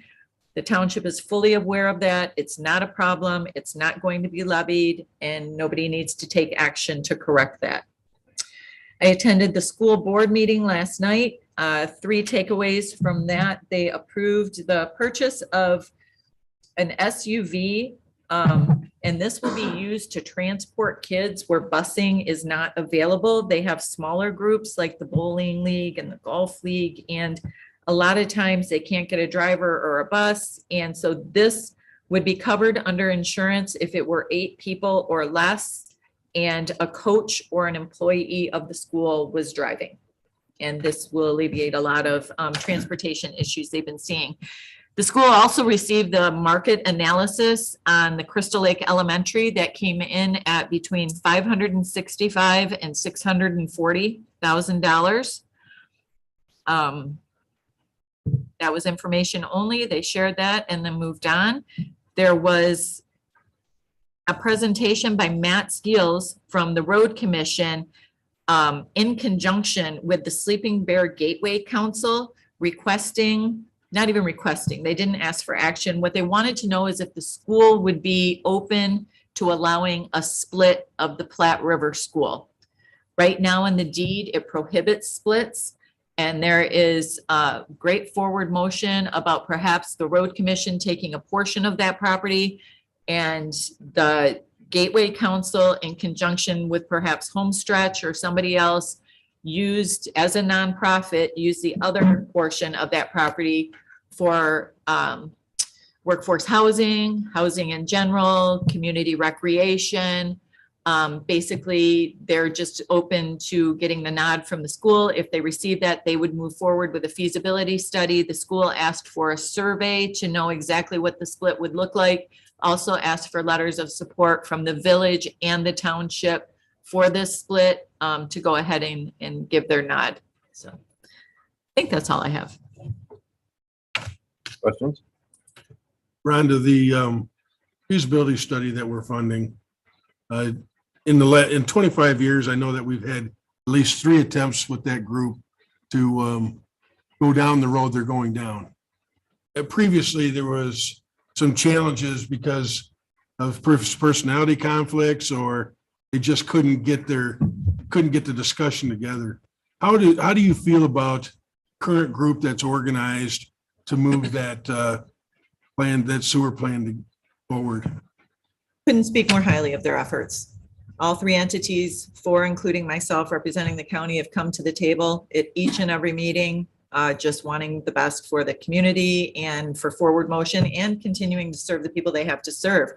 Beulah needs to focus on what they need to make to their system. They have to continue serving their sewer customers right now and make the upgrades they have to. I see this being a more positive effort than ever before. I'm not sure that this effort has ever gotten to this point with an actual feasibility study. And we wouldn't be in this place if there wasn't a willingness to work together and buy-in from each entity. So I'm very encouraged.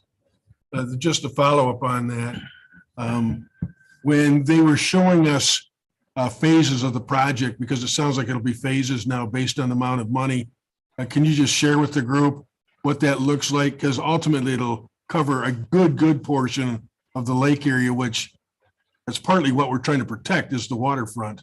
Absolutely. There's a huge environmental component to this. You know, a lake is one of our biggest assets, and we know that holding tanks leak, and we know that a sewer system would honor the lake and keep it protected in the best and highest manner. So the proposed service area with our rose-colored glasses on, and the whole project would go around both sides of Crystal Lake within the township of Benzonia. It would serve all of the village of Benzonia and down the corridor to Wesco. And looking at that, the number was extremely high. I believe 40, I don't have it right in front of me, 45, was it? About $45 million.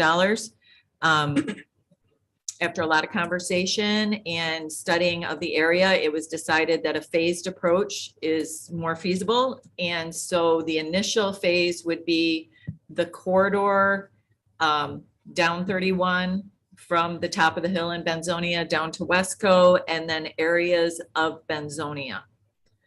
There are maps at the township office. We'll be putting those online. And that's where we're going to start, with the idea that the whole area would be served down the road. And just to create the right expectations, we're talking about several years of implementation, some of which some of us might not even be here to see the final word. Yeah, this is being done for the next generation, for sure.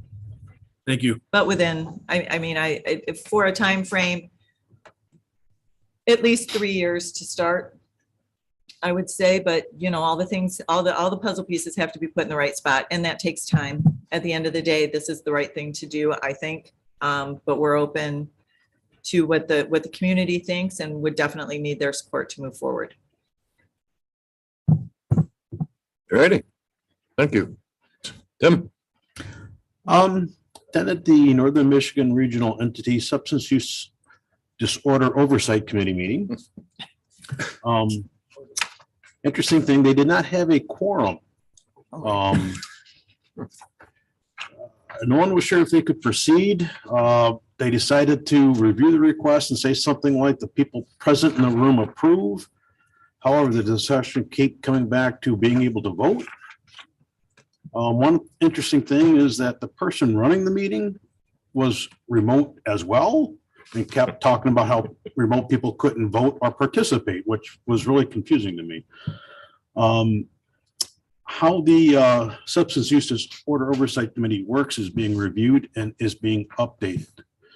Now, the organization that they report to, the Northern Michigan Regional Entity, has looked into this. The said oversight committee is an advisory board to the NMRE, and it has been determined by law they are not required to have a quorum to present their recommendations. But that is also going to be fine-tuned and worked in the future. Very interesting discussion that day. Attended the Homestead Township Board meeting. They approved their fiscal 2023-2024 budget. They're changing their meeting dates from the first Monday to the second Wednesday of the month. They're doing that for better participation, less changes because of holidays. And Mondays are usually hectic for a lot of people. Yep. I attended the Central Wellness Network Board meeting. Rhonda did a fantastic job covering that. Dispatch Advisory Board meeting was canceled. That's all I have. Thank you. Questions? Evan? I just had Colfax Township and Inland Township. Nothing to report on Colfax, business as usual. Pretty much the same with Inland, other than their cleanup day is scheduled for May 6th from 7 a.m. to 11 a.m. And the new Dollar General that I spoke of earlier at 31 in Reynolds, they're hoping to break ground in the spring. Other than that, that was about it. And they did their working on their budget last night as well. Good. Questions? Working on it or adopted it? Like, you know what? Adopted it. Yeah, they finished their meeting in 45 minutes and but they had the budget scheduled for an hour and a half later, and I did not stick around. So I'm assuming adopted it, but I wasn't gonna stay there till 9 at night. Pretty much you have to. Jerry? Before you move on, I got a phone call from someone out of Colfax. You were talking about Colfax a moment ago. And they were talking to me in my capacity as a commissioner about needing funding for some safety, public safety equipment. I don't know if it was an ambulance or a fire truck. I'm That curious, didn't did you hear anything about that? Didn't come up at the meeting at all, no. In the last few meetings, they haven't discussed it at all, so. Okay. I deferred them to you, by the way. I had no idea what they wanted. Gary? Okay, and at Joyfield and Blaine. Worked on their, got their budgets adopted. Blaine, they discussed statutory duties, clerk, the treasurer, trustees, and the supervisor. And they've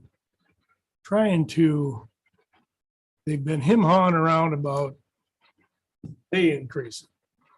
And they wanted to tie the pay increases to non-statutory duties, which for my looking through the process, there are very few. Even the cemetery is a statutory duty of the entire board. So I don't know. I think that discussion needs to continue. I think we're bringing too much into it, but that's how it goes. Then at a Maples meeting, the HHS is, with all the increased money, they're doing pretty good. Maples is still using contract staffing, and those costs continue to be a problem. One thing that was brought up that really resonates is there are 0 foster care homes in Benzie County. Don't know what the answer is. Sure. State oversight and stuff probably has a lot to do with it, but somehow we have to try and change that.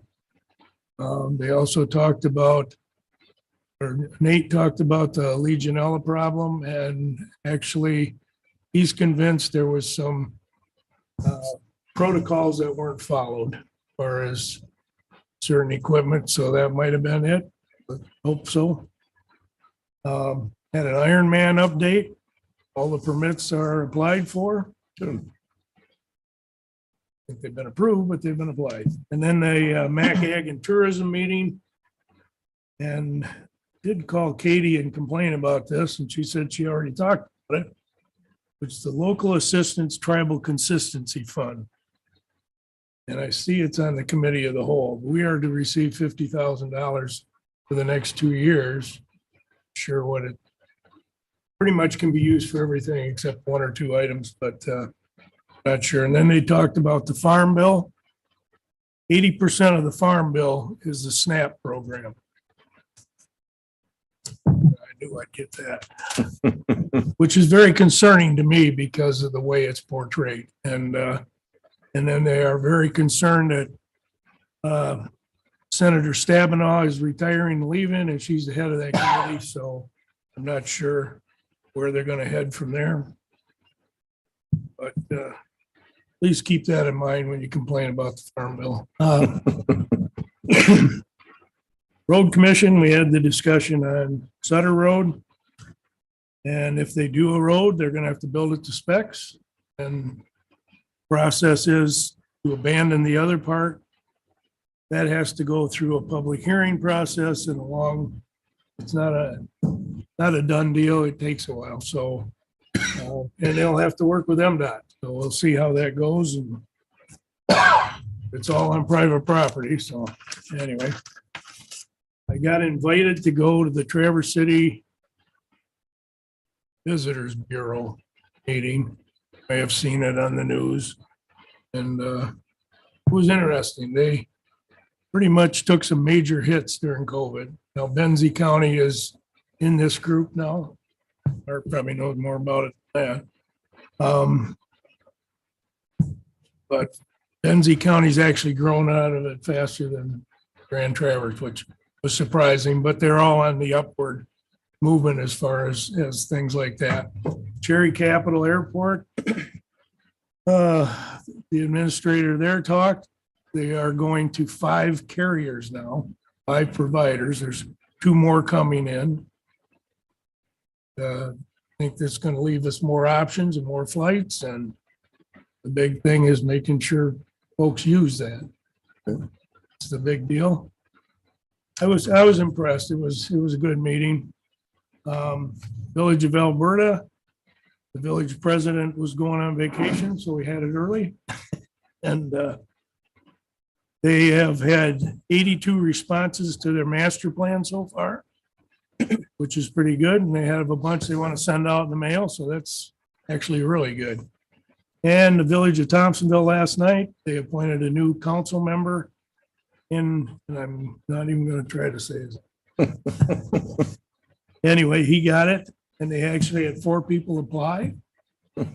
Is unusual. And they're still trying to hire a DPW worker. That's still been an issue. That's about all I got. Thank you. Thanks. Questions? If I could, Gary, it's not a question for you, but I want to go back and ask Rhonda a question about the authority. When you form a sewer authority, does it take a minimum of 3 units of government in order to do that? No, this will be two units of government. It will be the township and the village of Benzonia. We worked through attorney Brian Graham. He gave us the template. There were decisions that had to be made regarding the makeup of the board, where members will be chosen from, select how the means by which to select them. There were financing issues to be made as far as if the sewer authority couldn't generate enough funds to cover expenses down the road, what is the fallback? Will each entity share half and half? Will it be a pro rata of taxes based on population? There were decisions like that. So no, it is an authority made by 2. If it weren't, then any grant funding for the sewer, you would have to apply for the funding separately without the formation of an authority. But you can have more than 2, but you need a minimum of 2? I believe so, yes. Okay, thank you.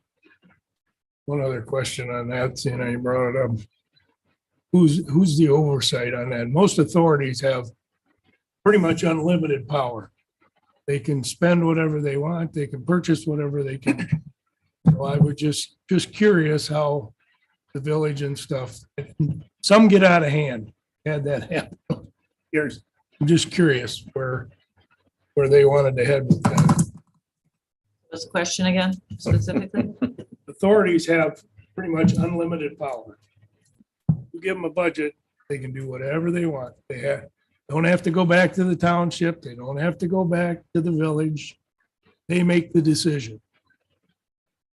They do have a lot of authority because they're an authority. They can be sued and they can sue. My understanding is that from the village of Beulah, listening to what they have experienced with their sewer rates, you are confined to certain parameters set by the state about what you can charge and can't charge. And you can't, my understanding is that you can't generate more revenue than is needed to fulfill the, to pay for the system and to pay for the operation down the road. There are things that you can and can't do. The township will be the administrative front person. I mean, the treasurer at the township will handle the sewer authority funding when that comes to be. But this is formed in name only right now. If the sewer does not go forward, it will simply exist as an authority form sent to the Great Seal, posted in the paper. You will be seeing it in the paper shortly. Everything that defines what the authority is, it has to be published in its entirety for the community to read. And when it becomes an active authority, it'll be constrained by the bylaws that they create. But you're right, they do have a lot of leeway, and it'll be very important that the right people are selected to serve. Because if you do have an individual you want to get rid of, the process is extremely difficult. I was just saying, they do work with a good deal of autonomy, but they still have to stay within their budget. So it's not like they have unlimited funds available to them. Okay. Thank you. I believe we will pass on the county administrator's report as she is not available. She did provide me a brief overview, if you wouldn't mind. I just have a few things to share. Bring it on. The broadband grant for Robin is being submitted today. $5 million was requested. It's been a huge team effort, and Grow Benzie has played a very important role in this application. I wanted to also include appropriation request application to Senator Peters and Senator Stabenow was sent for the tower. We're also going to submit this recording to them as testimonials. I think that would be important. In addition, an appropriation request letter was sent to State Representative Kofia, State Representative Roth, and Senator Bumstead as well. Starting in April, we're going to be having a budget season. And then one more thing, if any commissioners that would like to go to the MAT conference could let Rose know sooner rather than later so we can get the early bird pricing. And it's just a reminder, it's April 24th through April 26th. When you put the reservations in, are you going to include the lodging too? Yes. Just so the chair knows, I've requested to go to that. Good. I just want to reiterate what Jackie said about the Robin funding that being submitted today. We have until 5 o'clock today to submit letters saying how important this grant funding is to our community. Letters from us, letters from our entities, letters from our residents, people who visit here, who rely on broadband when they're here. These letters will have an impact. They make our voice louder. They make our application easier to grant. So if you have a half an hour today and you haven't written a letter, send it to Tim Malone at Cherry Capital, and it will strengthen our grant application. And there's a template out there for you to use. Can you tell them how to access that template? I think it's on our website, isn't it? I believe so, or on the Cherry Capital website as well. So let me, on just a second here. Brenda, while she's looking that up, it sounds like you might have an idea of how many letters of support they've already received. I do not have any idea how many they receive. A couple, I've been CC'd on a couple that have been forwarded. Great appreciation for the people who have taken the time. It's these kind of acts when you say, what can I do to help the community? What can I do to get us served? This is what you can do. You can write a letter, and it's hugely important.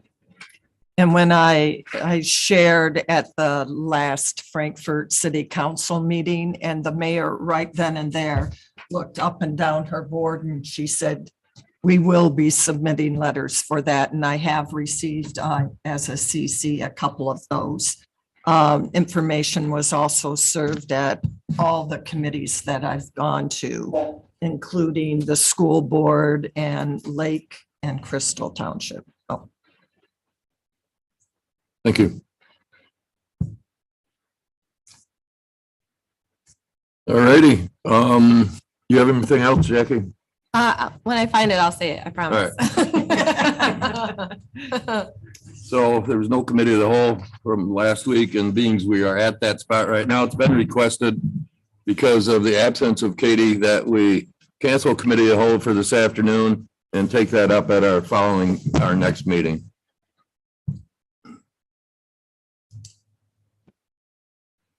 So let's do that with a motion, please.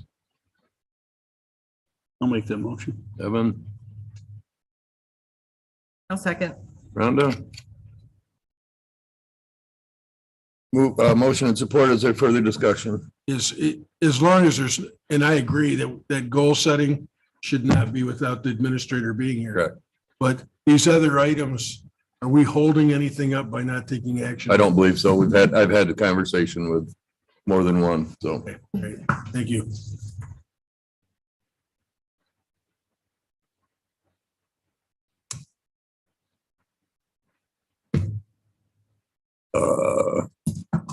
I'm sorry, who made the motion? Evan? Yeah. Rhonda? Motion and support. No further discussion. All those in favor say aye. Aye. Opposed? So moved. And then please send letters of support. You can submit those by going to cccfiber.com and under the projects tab of Benzie County. Thank you. Thanks for bringing that up, Rhonda, by the way. No committee appointments, unfinished business. I just wanted to let you know on the committee appointments, we did run an ad for the jury board. We had one appointment that was coming up, expire in May. Mhm. Another one was with a resignation. I sent out the letters to Judge Thompson, and he has selected, but it was too late to make this packet. So you will get that in the next packet. He has selected 2 people Okay. out of the letters. Perfect. So our job is just to reaffirm what. Correct. Mhm. Any new business? Not that I see. Presentation of correspondence for your reading enjoyment. We have to accept Dean's resignation. I think that was at the end of her term, wasn't it? No, no, her term will end in 2025. So Jeanette moves to accept Gene Bauer's resignation with regrets for the Thank you. Benzie County Jury Board. Awesome. Thanks for that, Art. Motion and support. Any further discussion? And correct, with regrets. All those in favor say aye. Aye, opposed? So move. I know this isn't an agenda item, but we've talked about this informally, about doing something to acknowledge people's long-term. Now, it's one thing when you're on a board maybe for a couple of years. My gosh, Gene's been on that board for probably 20 plus. As well as their commitment to Benzie County. Yeah, so I think it'd be appropriate to either the chair or somebody send something out. Good. Thank you. Yep, thank you.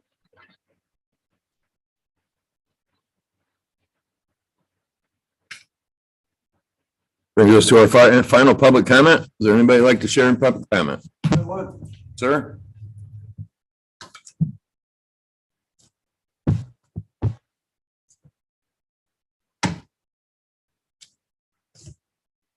Dan Hawkins, Mayor for Lake Ann. I'm here to publicly express my appreciation for the level of intergovernmental relations that are obvious here in Benzie. Chairman Roloff attends our council meetings. Sheriff and emergency management director attend different meetings that we have, including our community coffee, which is held monthly. And it's a neat opportunity for representatives of different municipalities to reach out to the residents, to the businesses, to the faith community, because they're all there. Appreciate that. Village, township, county, state representative Cafilas reached out to interact with us. And I think we all know that we can't really serve the people that we're supposed to serve unless all units are working together. And it's obvious from the reports that you've given this morning that you're all out there. You're kicking it. And that's what has to happen. You're all out there interacting. I just have one quick example. We're planning a 5K event. And at the recommendation of the township supervisor, which shows that they care about what we do, I reached out to the sheriff and to the emergency management director and to the fire department in Elmira. And they all showed up Friday and gave invaluable information in preparing our permit application that will go to the road commission. And the road commission, by the way, has been fantastic. So that's all I have to say. Thank you very much. It's a pleasure to work with you all. And I think you got a good thing going on here in Benzie. Thank you. Thank you, Mr. Hawkins. Yeah, thanks for your service, Dan. Annie? Morning, good morning. Annie Browning, Village of Beulah, Fondas District. Thinking back to the meeting, I was so glad to see that Benzie County, the Board of Commissioners, everybody is investing in safety. I'm safety first. I often remind myself of that all the time. And so it's great to see that you believe that safety is really important also. So that's my podium for today. In the Village of Beulah, personally, Planning Commission, I'm still planning for the future of Beulah. We have 4 people I mentioned before who are on there. We canceled our meeting for this month, so I got the month off, but really looking ahead to get something planned for the future instead of just letting development happen where it happened. So we're gonna plan together and everybody will be involved. So that's all for today. Thank you. Thanks, Annie. Any other public input? We'll close public input. Look for a motion to adjourn. I'll make that motion. I'll support. Evan, you All don't in want to favor, go? say aye. Aye. Aye, opposed? Opposed. We're adjourned.